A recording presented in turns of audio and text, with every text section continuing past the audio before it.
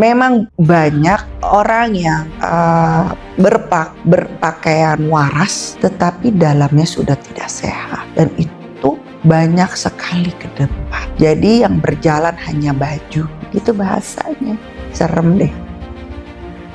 Banyak baju yang berjalan sampai melupakan fisiknya, yang dimana agama-agama yang dinyatakan agama baru gitu ya, atau organisasi-organisasi baru itu adalah dari perkumpulan pecahan dari agama-agama baru itu yang untuk menyesatkan manusia.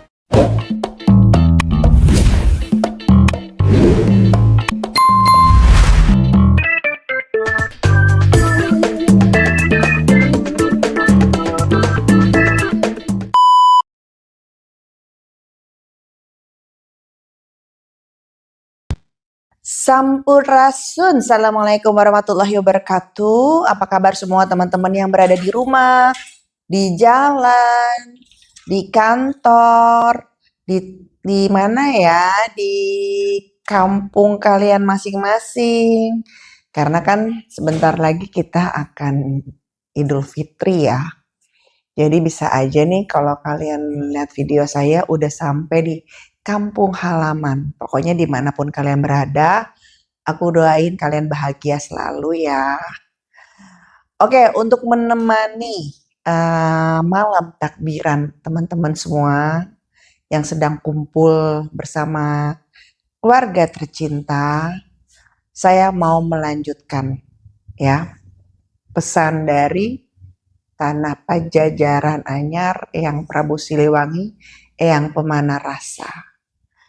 Jadi sebelum teman-teman nonton yang sekarang, coba scrolling di video saya yang sebelumnya gitu ya. Saya juga udah membahas tentang Eyang Prabu Siliwangi, Eyang Pemana Rasa. Jadi kalau saya membahas beliau gitu ya, beliau itu adalah sosok yang sangat syair pujangga ucapannya dan filsafat level tertinggi. Selain Ibunda Kanjeng Ratu Pramestisari Kenconosari Ratu Kidul. Mereka-mereka itu seperti kalau teman-teman pernah baca hiasan tulisan para sufi ya. Nah, itu kan berupa tulisan. Nah, ini berupa ucapan. Jadi sisi lembutnya ada, sisi romantismenya ada, sisi syairnya ada, terus filsafatnya pun ada. Jadi memang Masya Allah Tabarakallah luar biasa. Nah begitupun nih sama dengan almarhum guru saya ya. Jadi beliau itu kurang lebih karakteristiknya seperti itu, mirip dengan karakteristik Eyang Prabu Siliwangi, Eyang Pemana Rasa, ya. Dan bertahun-tahun beliau mendidik saya, menjaga saya, mentransfer ilmunya kepada saya, dan saya pun digojloknya nggak gampang untuk bisa duduk seperti saat ini tuh, Masya Allah ya. Nah, ketika saya mendapatkan pesan dari Sri Baduga Maharaja Eyang Prabu Siliwangi, Eyang Pemana Rasa, posisi saya memang sedang meditasi. Saya memang mewajibkan untuk saya ya, diri saya itu dalam sehari itu harus ada meditasi. Paling cepat itu 15 menit, paling cepat ya. Itu kalau bisa malah saya lebih dari itu gitu ya. Karena memang itu kebutuhan saya dan saya suka dengan meditasi. Dalam sehari itu minimal 1 kali saya meditasi gitu ya. Bisa jadi lebih 2 kali gitu, tergantung bagaimana keadaan saya saat itu. Ceritanya saya lagi meditasi ya, memang kita selalu menetralkan energi setiap kita bertemu dengan manusia di luar sana. Kita tidak bisa memilih energi apa itu yang ada di depan mata kita, yang kita rasa, dan saya akan kembali menetralkan itu dan saya meditasi. Nah, ketika meditasi hadirlah beliau bersama guru saya gitu ya. Nah, kehadirannya bagaimana Teh? Itu jadi rahasia saya gitu kan. Yang pasti ketika beliau hadir gitu ya, energinya hadir karena bahasanya sangat tinggi, filosofinya sangat tinggi, saya sampai akhirnya saya tulis kembali di laptop saya gitu ya, atau di handphone saya karena untuk menyampaikan ke kalian gitu ya, saya minta izin dengan beliau dengan versi bahasa saya gitu ya, karena kalau dengan bahasa beliau saya takut saya salah penyampaian gitu ya, ataupun salah teman-teman di sana salah penafsiran gitu kan. Jadi serileksnya bahasa saya untuk menceritakan kepada teman-teman gitu ya. Jadi memang beliau itu adalah sosok yang menurut saya raja yang sangat mencintai rakyatnya ya. Dan pada saat eranya itu kemakmuran tuh di mana-mana, dan menurut saya beliau itu termasuk raja yang sangat mensejahterakan rakyatnya, dan Allahumma barik ya, Masya Allah tabarakallah, hartanya pun masih sampai sekarang dan dijaga oleh sesuatu yang besar, yang utusan langsung, dan tidak semua orang bisa menembusnya kecuali memang orang-orang yang dipilih Allah Subhanahu wa taala gitu. Dan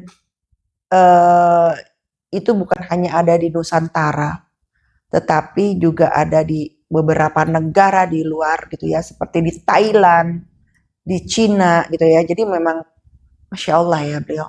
Di Indonesia aja udah sangat kaya raya sekali gitu. Bahasanya itu adalah Gemari Palojinawi. Dan harapan saya Indonesia juga bisa menjadi negara yang Gemari Palojinawi gitu ya. Jadi Sri Baduga Maharaja. Sri. Kenapa ada kata Sri di depannya? Kok kalau kita dengar yang mungkin kurang memahami itu ada apa dengan Sri? Kalau Sri itu kan kayak perempuan. Iya, karena seorang pemimpin harus mempunyai jiwa feminin. Oke? Kenapa? Jadi dari feminin itu muncul rasa cinta kasih, manjain anak ke orang tua ke anaknya. Nah, seperti itulah. Nah, itulah kenapa ada Sri Baduga Maharaja. Oke.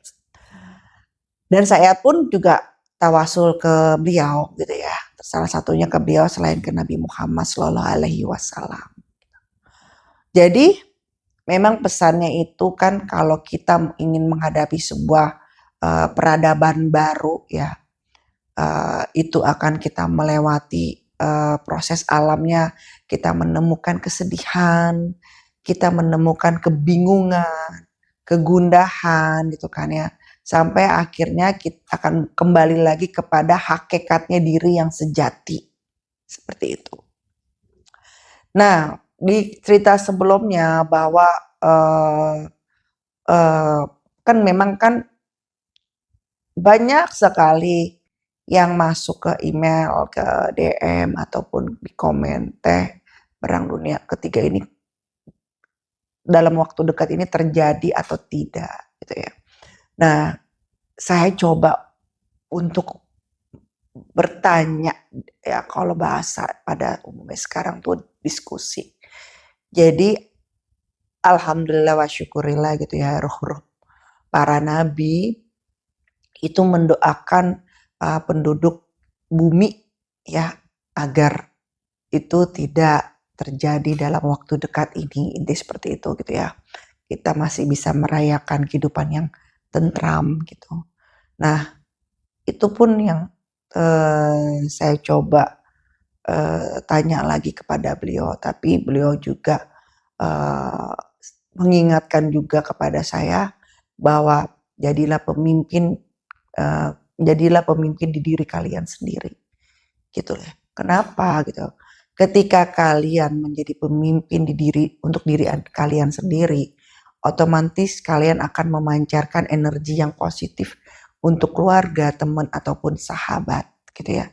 Nah, tapi bukan sebagai pemimpin yang hawa nafsu, egois gitu ya, tapi sebagai pimpin yang istiqomah dalam ibadah, istiqomah dalam kebaikan, istiqomah dalam adab, istiqomah juga dalam penghormatan kepada alam semesta.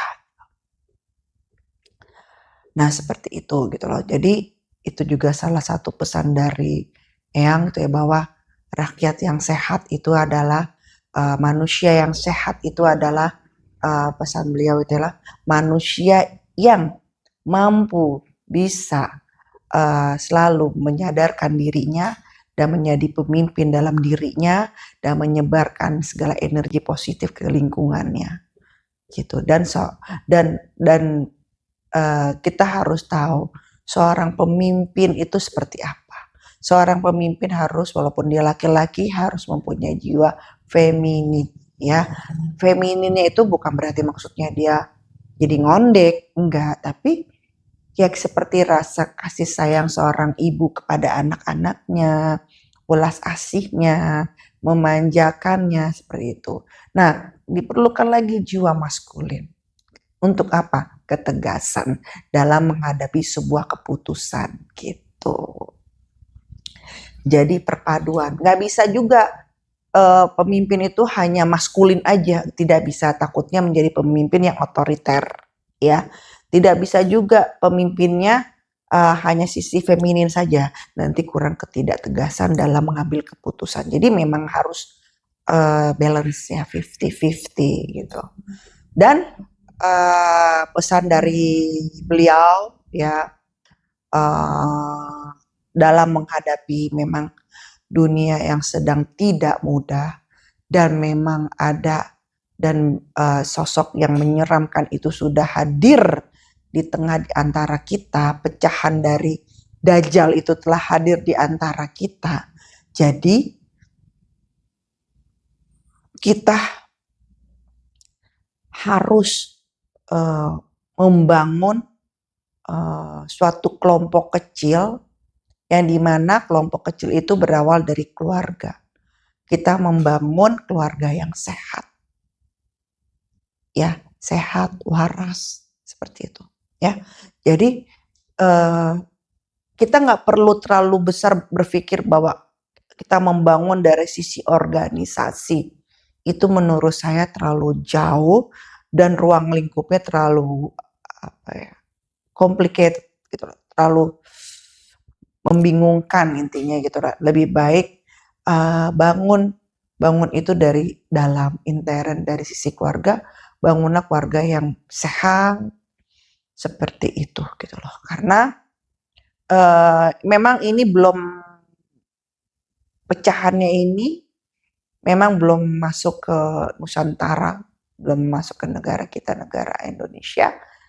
Memang posisinya itu masih di luar, tapi bukan berarti tidak akan sampai ke Indonesia, karena kan targetnya itu bukan masalah negara, tapi masalah dunia, penguasaan dunia, dan pemberontakan atau perlawanan kepada Tuhan yang Maha Esa gitu.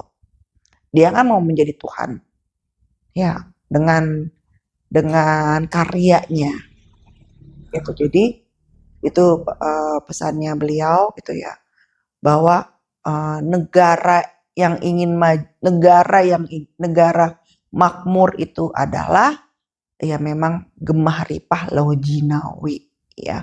Kalau kalian tidak tahu itu, silakan sekalian bisa cari gitu kan ya, itu kalian akan menemukan. Tapi kalau orang yang Sunda Wiwitan akan tahu gemah ripah lahu jinawi apa, bisa tulis di komentar ya gitu. Nah, itulah bahasa-bahasanya beliau gitu. Dan ujian yang sekarang terjadi adalah benar-benar ujian untuk para pemimpin. Bukan saja pemimpin negara, bukan saja pemimpin dunia, tetapi yang dinyatakan pemimpin dari beberapa kelompok manusia.